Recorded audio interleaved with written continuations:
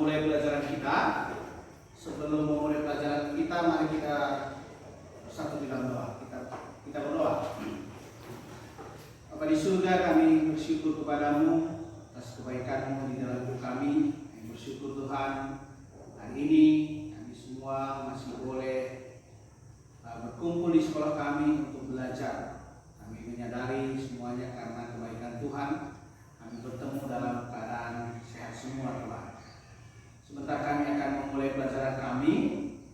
Biarlah Tuhan Yesus menolong kami, Roh Kudus-Mu yang menolong kami, supaya apa yang kami pelajari boleh kami pahami dengan baik. Terima kasih Tuhan Yesus. Di dalam nama-Mu kami berdoa dan mengucap syukur. Amin.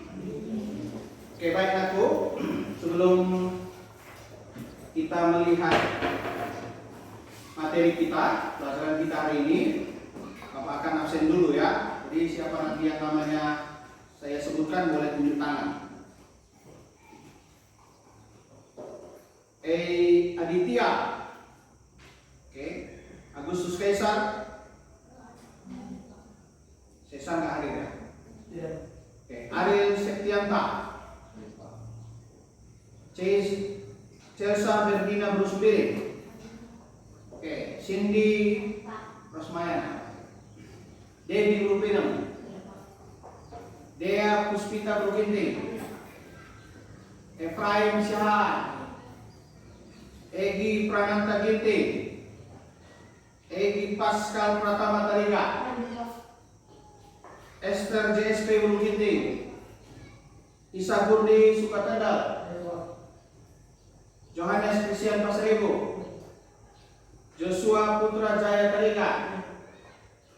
Kesia Brusihan. Lukas Supreyo Sumere. Marvel Ebenezer Karo-Karo. Natasha Olivia Broginting.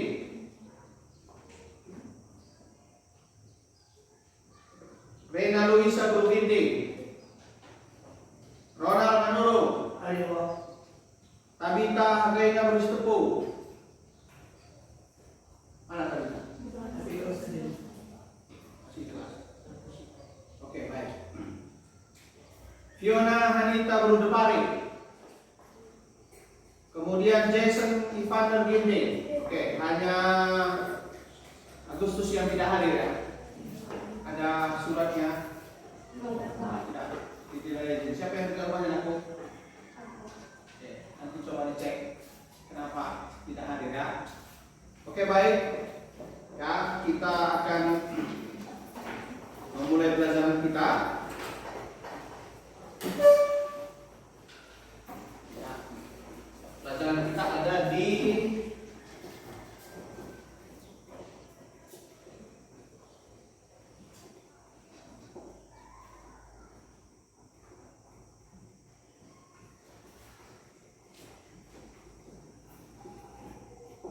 bab 3 ya. Pelajaran kita ada di bab 3. Memilih untuk tidak berputus asa. Bacaan Alkitabnya nanti ada di Matius pasal 6 ayat 25 sampai 33. Baik, boleh dilihat slide kita aku tentang materi kita ya. Memilih untuk tidak berputus asa. Ya. Nah, kemarin kita sudah belajar tentang dampak hidup orang beriman ya. Kemarin kita berbicara tentang iman. Iman itu artinya, arti kata dasarnya adalah berkepercayaan tapi berpegang teguh pada sesuatu. Ya, jadi ini adalah prakteknya. Ketika kita berbicara tentang memilih untuk tidak berputus asa, ya. Jadi pelajaran ini adalah penerapan dari apa yang kita pelajari dalam hidup kita sehari-hari, terutama saat kita mengalami kesulitan hidup atau saat kita tidak mendapatkan apa yang kita inginkan. Nah, kalau segala sesuatu berlangsung dengan baik, kita pasti senang. Kita pasti biasanya memiliki iman. Hidup kita penuh dengan sukacita begitu. Tapi ya, akankah iman kita itu terlihat pada saat kita menghadapi kesulitan. Apakah kepercayaan kita itu akan terlihat saat kita menghadapi pergumulan? Nah, ini pelajaran kita ini adalah memilih untuk tidak berputus asa, ya, terutama ya saat kita mengalami kesulitan hidup atau kita tidak mendapatkan apa yang kita inginkan. Saya sering sampaikan ya tentang orang yang beriman gitu. Dan hari ini tujuan pelajaran ini ada 3. Ya, setelah mempelajari materi ini diharapkan ada 3 hal yang menjadi tujuannya. Yang pertama adalah menjelaskan arti berputus asa dan bedanya dengan berpengharapan. Jangan nanti dibilang, oh saya adalah orang yang berpengharapan, saya adalah orang yang beriman. Tapi dalam prakteknya kita justru orang yang berputus asa. Jadi dijelaskan nanti apa arti putus asa, apa bedanya dengan pengharapan. Ini nanti setelah kita mempelajari pelajaran ini. Kemudian tujuan yang kedua adalah menjelaskan apa pesan Tuhan Yesus tentang khawatir dan putus asa. Sehubungan dengan kekhawatiran, sehubungan dengan orang yang putus asa, apa yang menjadi pesan Tuhan Yesus. Nah, kemudian yang ketiga adalah menjelaskan mengapa selaku anak Tuhan kita tidak boleh berputus asa. Ini adalah 3 dari tujuan pelajaran ini. Nah, selanjutnya ada kompetensi dasar dan indikator. Nah, kompetensi dasar 1.1 ini adalah mensyukuri makna hidup beriman dan berpengharapan. Nah, kemudian menunjukkan ya 2.1 ini menunjukkan sikap hidup beriman dan berpengharapan. Sama seperti saya selalu bilang apa? Agama itu apa? Learning practice. Apa maksudnya learning practice? Dipelajari dan mempraktikkannya. Jadi terlihat nyata di dalam kehidupan kita. Ya, jadi menunjukkan, ditunjukkanlah sikap itu. Dan yang 3 adalah memahami arti sikap hidup beriman dan berpengharapan. Baru yang ke-4.1 adalah menyajikan karya yang berkaitan dengan cara hidup beriman dan berpengharapan dalam bentuk tindakannya. Nah, itu kompetensi dasarnya. Sedangkan indikatornya ada beberapa. Yang pertama adalah mensyukuri makna hidup beriman dan berpengharapan, kemudian menunjukkan sikap hidup beriman dan berpengharapan, menjelaskan arti berputus asa dan bedanya dengan harapan. Itu sama seperti tujuan tadi. Nah, kemudian menjelaskan apa pesan Tuhan Yesus tentang khawatir dan putus asa. Kemudian menjelaskan mengapa selaku anak Tuhan kita tidak boleh berputus asa. Ini juga jadi sama dengan tujuan. Nah, kemudian nanti ada menjelaskan tentang konsep keterbatasan manusia, kemudian menjelaskan janji Allah di Mazmur 21 sampai Mazmur 30, kemudian mempraktekkan sikap hidup beriman dan berpengharapan dalam kehidupan sehari-hari. Misalnya melalui relasi dengan sesama dengan cara memotivasi, membangkitkan semangat hidup orang lain supaya yang sedang putus asa begitu. Ini adalah kompetensi dasar dan indikator baik. Ya. Nah, pertanyaannya sekarang adalah apakah kamu pernah merasakan keadaan yang begitu sulitnya sehingga memilih untuk melupakan semua itu dengan tidak memikirkan hal itu. Nah, jadi kita masalah itu kita pilih ya karena saking sulitnya kita bilang lupakan saja dan tidak mau memikirkannya. Atau ketika kita menghadapi kesulitan itu kita menyibukkan diri dengan hal yang lain, ya sehingga tidak memiliki alasan untuk tidak mencari penyelesaian dari keadaan sulit itu. Ya. Kadang-kadang ada orang yang banyak pikirannya, tahu apa kerjanya? Makan. Gitu. Asal dia banyak pikiran dia makan. Ya, atau ada teman saya juga begitu. Kalau dia lagi banyak masalah, dia akan shopping, pergi ke mall, dia habiskan semua uangnya. Gitu. Ya, apakah itu menyelesaikan masalah? Ya. Atau ada juga orang ketika dia stres, ketika dia menghadapi kesulitan, dia mulai merokok. Anak-anak SMP saya tanya, kenapa merokok? Pusing pak. Nah, pusing kenapa? Apa saya begini, mama saya begini. Lalu dia merokok. Atau ada orang yang karena banyak pikirannya. Saya ingat dulu ada juga kakak kelasmu yang dia minum tua dan jualan tua karena kehidupan ekonominya sulit. sulit. Bapaknya sudah nggak ada, mamanya tidak begitu peduli, dia tidak mau sekolah. Dia bilang, kenapa tidak sekolah begitu? Dia bilang, tidak ada yang membiayai. Lalu saya pergi ngambil nira, kemudian jadikan buah dan dia jual buah. Dan suka mabuk. Apakah itu masih masalah? Kalian pilih yang mana biasanya? Ya. Nah, biasanya sering saya bilang bahwa ketika manusia menghadapi masalah, ada dua tindakan yang dilakukan. Ya, setiap kali masalah dia akan melakukan dua hal. Reaksinya ada dua hal. Yang pertama adalah fight atau flight. Ya, apa maksudnya fight? Sering saya jelaskan, ya kan? Apa artinya fight? Berantem. Dia akan coba. Ya. Fight itu artinya mengerahkan tenaga dan daya semaksimal mungkin. Dia akan berjuang begitu untuk ya mengatasi masalah begitu. Nah, seperti saya bilang selalu, orang yang fight itu misalnya, sudah ada yang pacaran? Nah, ada yang pacaran. Oke, baik ya. Oke, tidak apa-apa ya. Biasanya kalau putus pacarnya dia bilang, saya akan buktikan bahwa kau akan menyesal memutuskan saya. Itu orang yang fight. Gitu. Kalau dia bilang kamu begini, saya akan buktikan bahwa saya tidak seperti yang kamu bilangkan begitu. Itu adalah orang yang fight.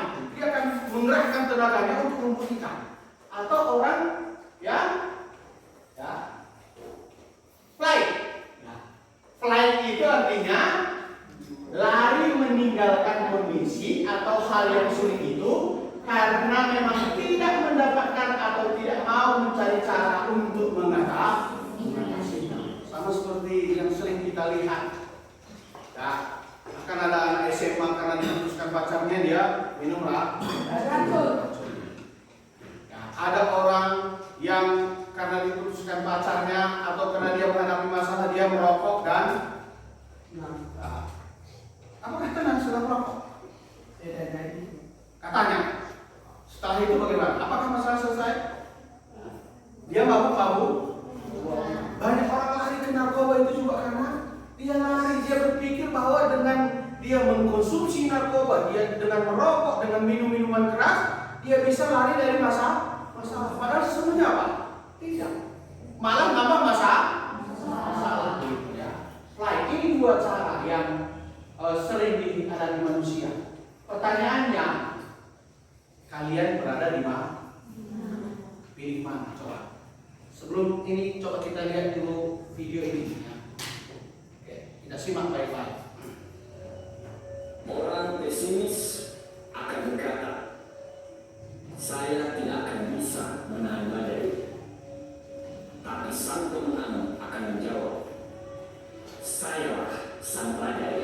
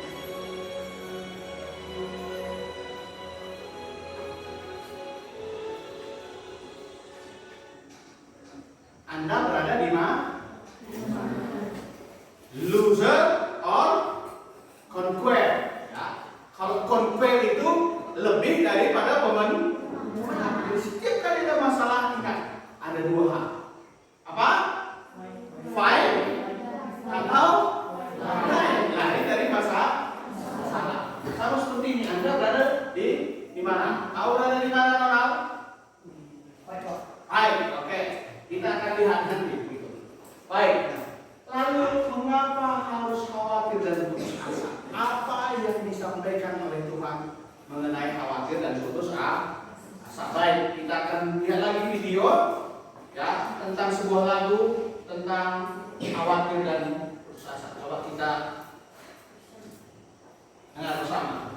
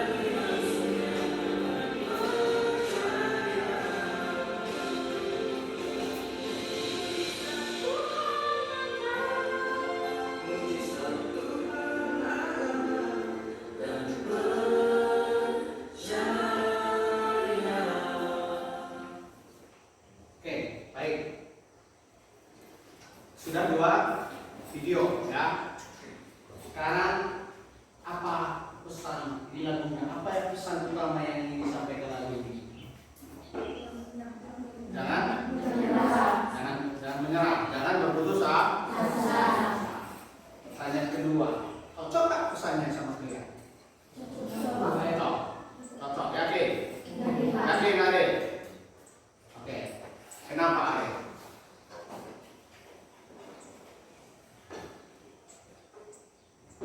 Cocok nggak? Cocok.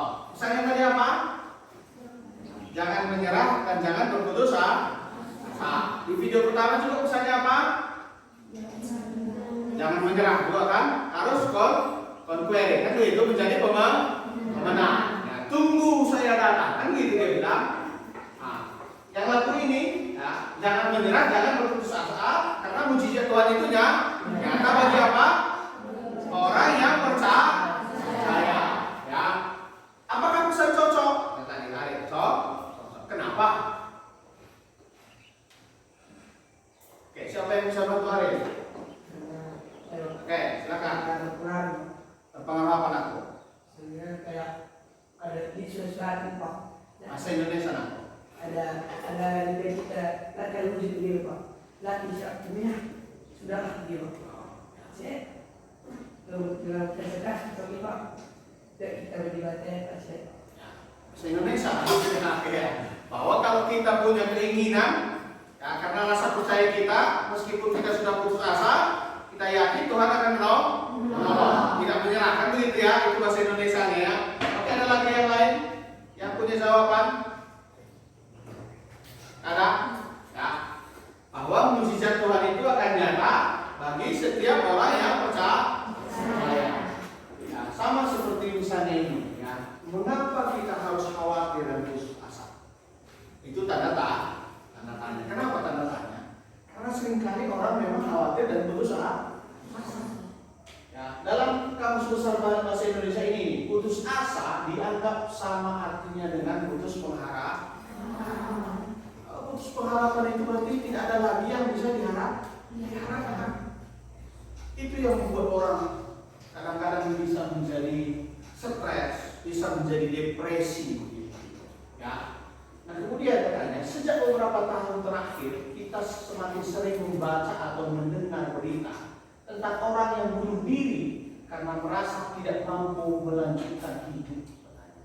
Perhatikan kata merasa, ini tidak dicetak merah. Langsung tadi di sini dicetak merahnya. Ya. Merasa, ya.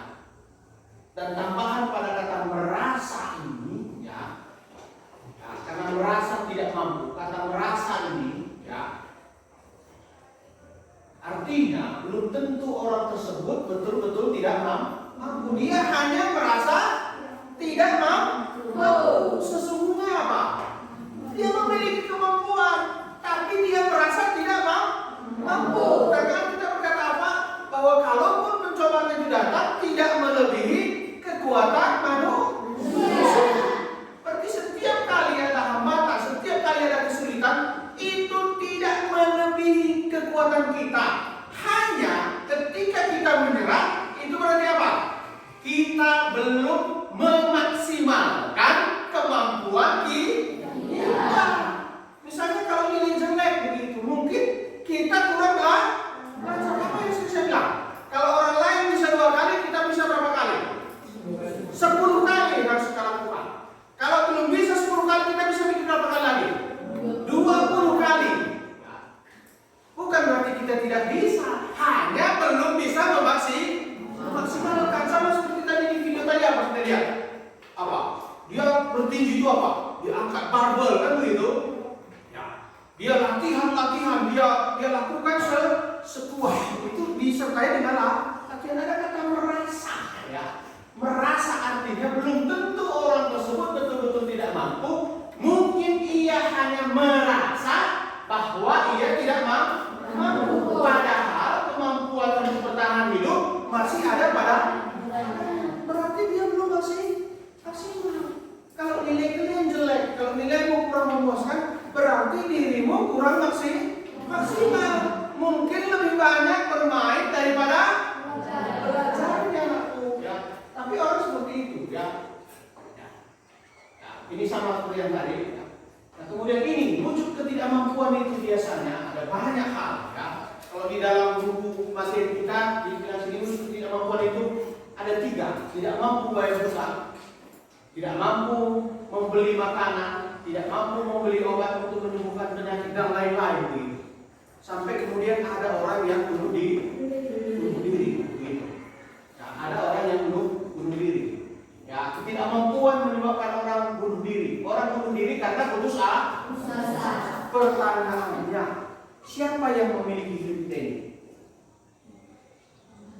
Kita atau Tuhan? Nah, kita atau Tuhan yang punya kehidupan kita ini? Ya, siapa yang jawab Tuhan? Siapa yang jawab kita? Oke. Siapa yang menciptakan kita? Tuhan.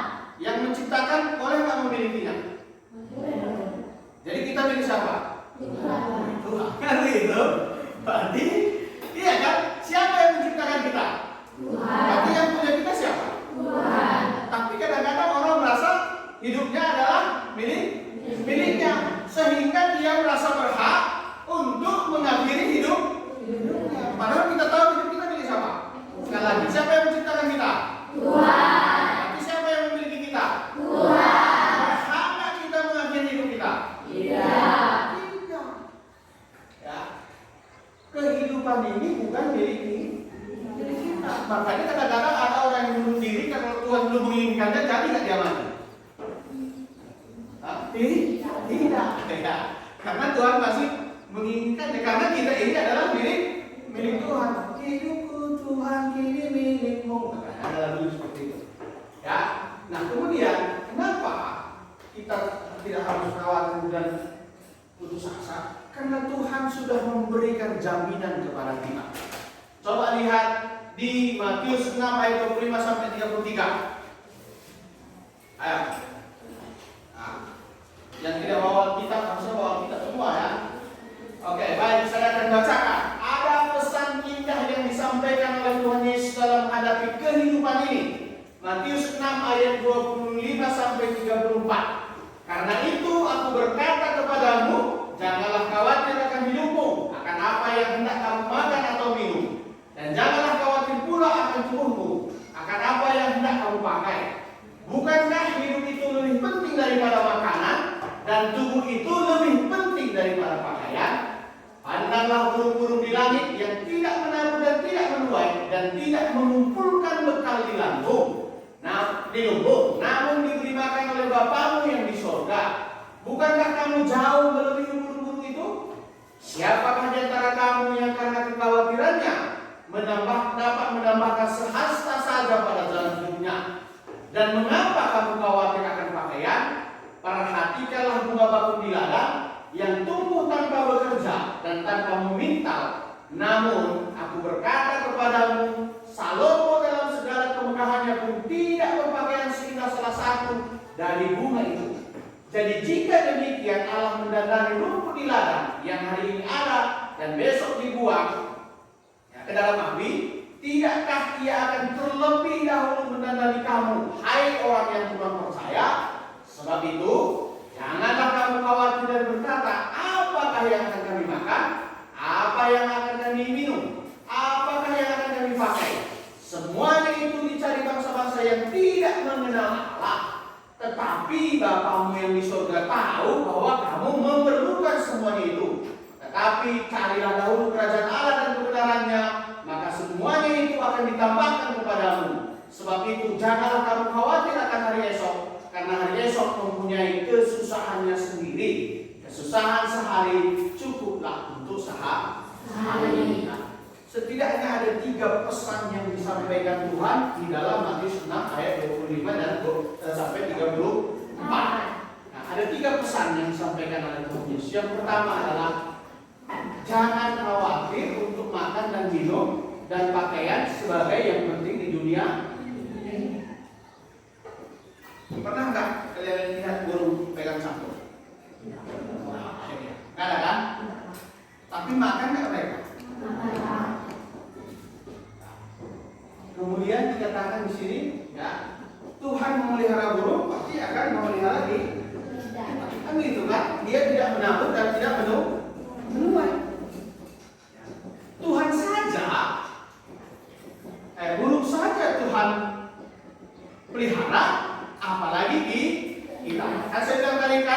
Ketika di hari penciptaan, Tuhan melihat ciptaannya semuanya baik. Ya. Tapi setelah Dia menciptakan manusia, apa yang bisa di situ? Ketika Tuhan melihat ciptaannya itu, Dia tulis apa? Sungguh sangat baik. Artinya bahwa kita lebih berharga dari yang lain. Tuhan saja memelihara burung, apalagi kita yang lebih berharga. Ini yang dibilang Tuhan Yesus. Berarti kita ini berharga gak di mata Tuhan Yesus? Berharga gak? Berharga gak? Kalau kita berharga di mata Tuhan Yesus, kita mau gak menghargai diri kita tidak berharga? Hah? Atau membuat orang lain tidak berharga? Kalau kata-kata teman itu membuatnya berharga atau tidak berharga? Tidak. Makanya saya selalu bilang apa? Ketika kita mengatai orang, apalagi dengan nama-nama hewan, kita menghina siapa saya bilang? Menghina Tuhan. Karena siapa yang menciptakan? Tuhan. Tuhan memelihara dulu. Dan dikatakan bahwa bunga di padang pakaiannya pun jauh lebih indah daripada pakaian siapa tadi? Raja Salomo. Ya, nanti sekali-sekali boleh jalan di belakang saya. Lihat bunga mawar. Ya. Dengan banyak warna yang luar biasa gitu. Kadang-kadang ada mawar itu dia satu pohon tanpa campur tangan gitu. Dia bisa warna pink dan putih karena dia berdekatan gitu. Ya. Tidak dicat. Tidak dikasih kuas. Tuhan membuatnya jauh lebih indah. Ada bunga namanya bunga morning glory. Saya sudah jarang lihat gitu. Bunga morning glory. Warnanya biru dan ada garis-garisnya. Itu jauh sangat ini. Ada namanya tumbuhan namanya kacang babi. Kacang babi itu kalau bunganya warna kuningnya cerah sekali. Itu lebih bagus daripada yang dicat kadang-kadang oleh manusia. Tuhan membuat ini, maka pasti Dia akan apa? Memberikan jaminan bagi kita. Ingat nggak pesan yang pertama ini? Jangan khawatir untuk makan dan minum. Jangan khawatir untuk pakaian. Menjadi sesuatu yang penting dalam dunia ini. Yang kedua adalah apa kata Tuhan? Yang utama adalah dalam menjalani kehidupan ini adalah kerajaan Allah dan kebenaran. Tetapi carilah dahulu kerajaan Allah dan kebenarannya, maka katanya apa? Semuanya akan ditambahkan kepadamu. Justru ketika kita mencari kebenaran Allah, maka ditambahkan. Kalau kita tidak mencari, maka bilang ya sudah cari sendiri kata Tuhan. Mana lebih banyak kita peroleh? Tuhan yang memberi atau kita cari sendiri? Tuhan yang memberi. Makanya harus apa yang kita prioritaskan? Cari khazanah. Makanya Tuhan akan memberi prioritas kepada kita. Masa si Tuhan yang menciptakan tidak memberikan kita apa yang kita perlukan? Iya kan? Kan begitu? Kan Bapak di surga kaya Pak? Dia ciptakan seisi dunia kan begitu? Dia ciptakan seisi dunia, aduh segala masa, Allahku Maha Kuasa. Jadi kalau kita prioritaskan Dia, maka Tuhan Yesus bilang semuanya akan ditambahkan kepadamu. Ya. Nah, kemudian pesan yang ketiga apa? Jangan khawatir akan hari esok, karena hari esok akan mempunyai kesusahannya sendiri. Kita tidak pernah tahu akan hari esok. Siapa yang tahu apakah besok cerah atau hujan? Siapa yang tahu apakah besok Gunung Sinabung akan meletus kembali atau tidak? Siapa yang tahu akan besok terjadi gempa bumi atau tidak? Tidak ada yang tahu. Maka bergantunglah sepenuhnya kepada Tuhan. Serahkanlah hidup kita sepenuhnya kepada Tuhan. Sebab apa? Ia yang memelihara kita. Menyenangkan nggak satu hari ini? Menyenangkan nggak? Menyenangkan, ya, menyenangkan. Itu membuat kita apa? Haruskah kita khawatir lagi? Tidak. Ya. Mukjizat Tuhan nyata bagi siapa? Kalau kita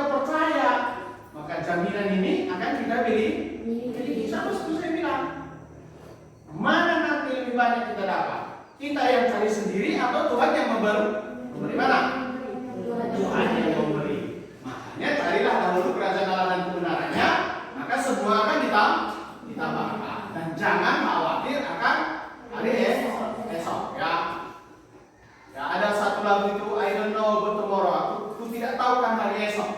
Nah, namun satu langkah tetap katanya, aku tahu Tuhan yang berkata. Hari esok kita tidak tahu. Tapi kita tahu siapa yang memegang tangan kita. Ini tiga pesan yang disampaikan oleh Tuhan Yesus. Ya, jadi bila kita mengandalkan pertolongan pada Allah Bapa, apa yang kita butuhkan akan dipenuhinya dengan ketentuan sebagai berikut.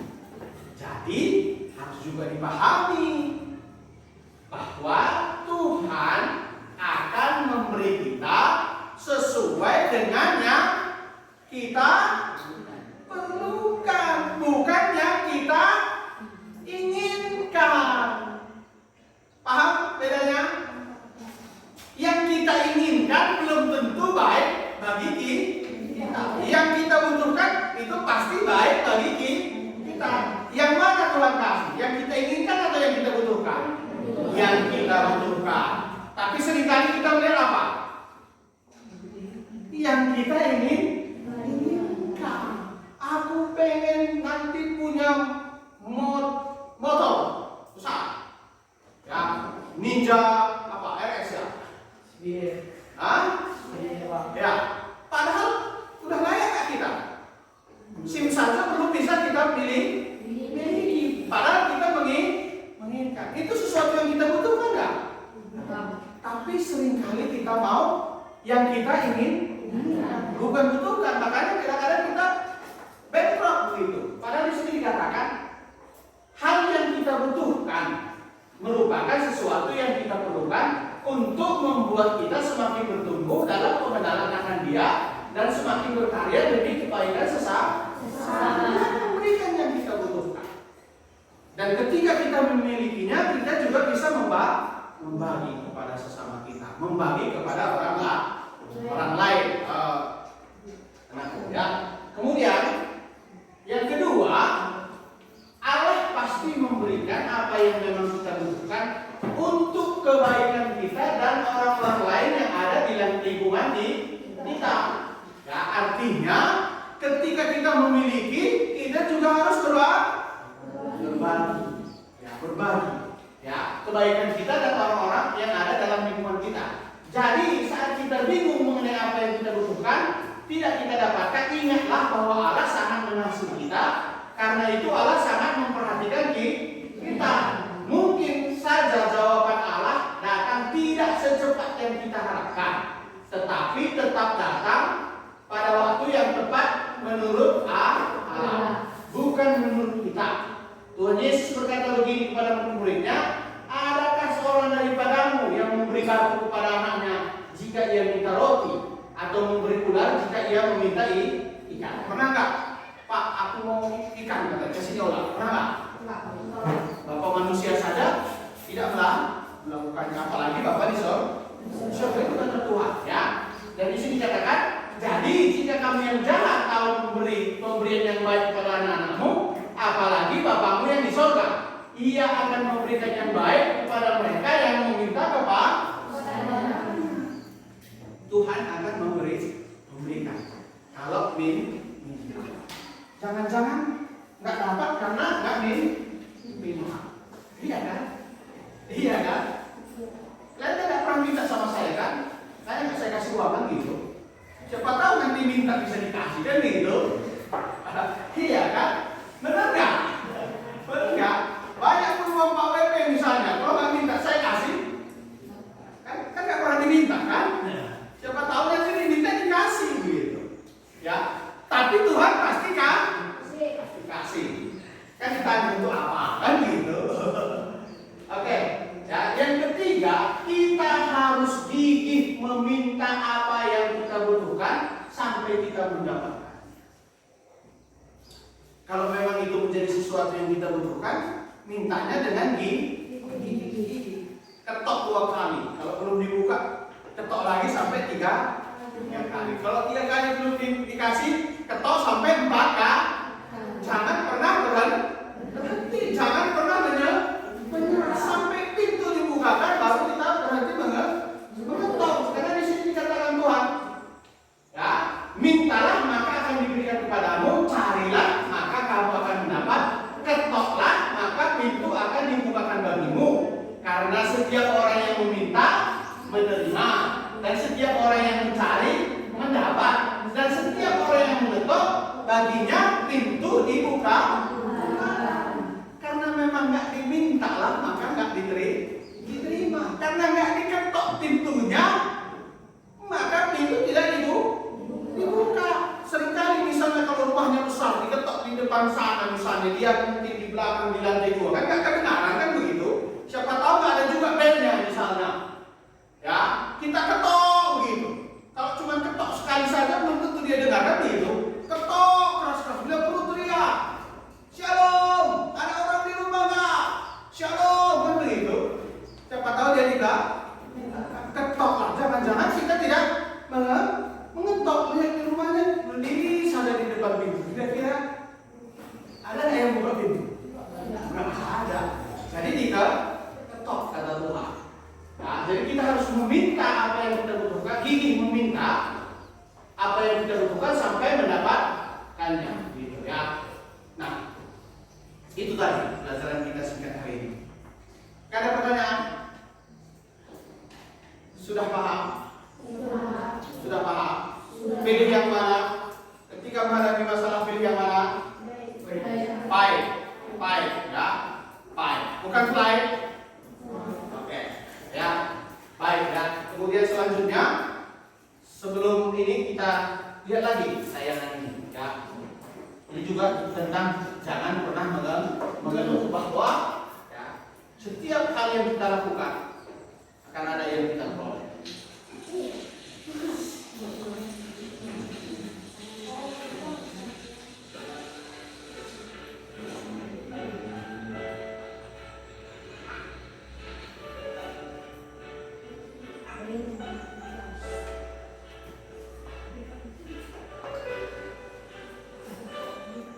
Kasih makan anjing dia mau makan ya.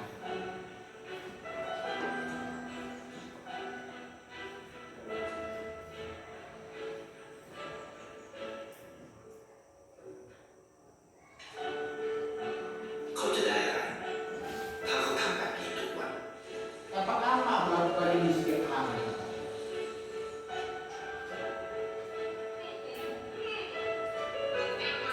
Oh, kamu ada di sana.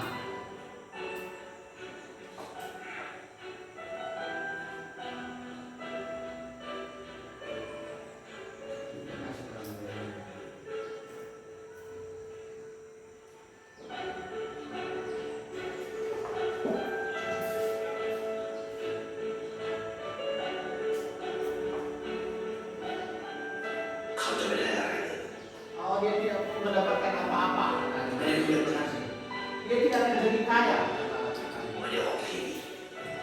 Tidak akan nampak miskin katanya. Tetap tidak dikenal. Dan tidak akan menjadi terkenal.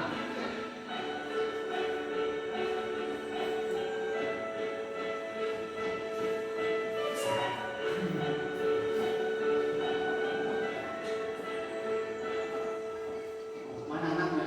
Gitu. Ibu sudah sekolah.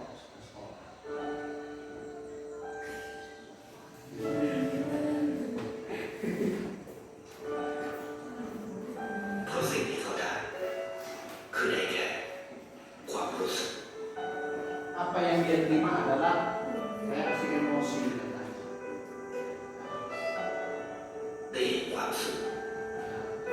Dia menyaksikan kebahagiaan. Kekayaan adalah sebuah pemahaman yang baru. Merasakan cinta.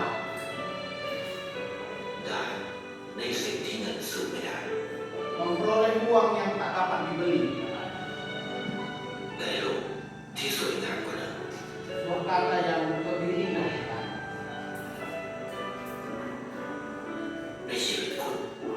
Dan di dalam hidupmu, apa yang paling kamu inginkan?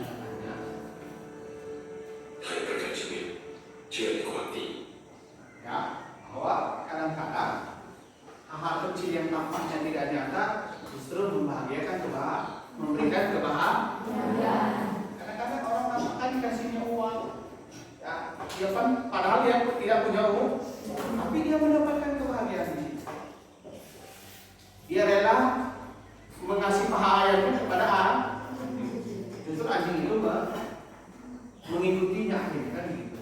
Kadang-kadang yang kita lakukan tampak tidak berguna, tapi memiliki makna yang enggak. Jadi jangan pernah menyerah, jangan pernah berputus asa. Ya, jadi rangkuman pelajaran kita hari ini adalah putus asa adalah keadaan di mana seseorang tidak memiliki. Jadi putus asa adalah kebalikan dari kondisi berpengharapan. Tuhan Yesus mengajarkan kita untuk tidak berputus asa dan khawatir terhadap hidup ini, karena Allah Bapa memelihara kita dengan sungguh baik. Allah Bapa memberikan kepada kita apa yang kita butuhkan untuk kebaikan kita, bukan memberikan apa yang semata-mata kita inginkan. Tuhan Yesus mengajarkan kita untuk meminta kepada Allah Bapa apa yang memang kita butuhkan. Sampai di sini sudah paham? Paham anak-anakku? Baik, ya, pertemuan kita sampai di sini, atau masih ada yang mau bertanya? Pertemuan selanjutnya nanti baru kita lihat aplikasi, ya, aplikasi dan contoh tentang mengapa harus khawatir dan putus asa. Tapi sekali lagi saya tekankan, ketika manusia menghadapi masalah ada dua hal yang dilakukan. Apa tadi? Baik atau baik. Pilih mana? Baik. Oke ya. Baik. Dan Tuhan memiliki berapa janji tadi? Ada 3. Yang pertama, jangan khawatir tentang makan, minum, dan pakaian. Yang kedua tadi apa? Itu yang ketiga. Yang kedua adalah carilah dahulu kerajaan Allah. Lalu yang ketiga tadi apa? Hari esok, karena hari esok punya kesusahan sendiri. Baik, mari kita bersatu di dalam doa. Terima kasih Tuhan Yesus karena mengajarkan kami untuk tetap hidup di dalam pengharapan kami, bahwa kami tidak harus khawatir tentang hari esok. Tuhan menciptakan kami dan pasti kami percaya Tuhan pasti akan memeliharanya. Ketika masalah datang Tuhan, kami harus menjadi seorang pemenang. Kami boleh menghadapinya karena Tuhan ada di sisi kami, karena Tuhan senantiasa memelihara hidup kami. Terima kasih untuk pelajaran hari ini. Biarlah apa yang sudah kami pelajari Tuhan boleh kami ingat dengan baik dan kami praktekkan di dalam hidup kami. Terima kasih. Dalam nama Tuhan Yesus kami berdoa dan mengucap syukur. Amin.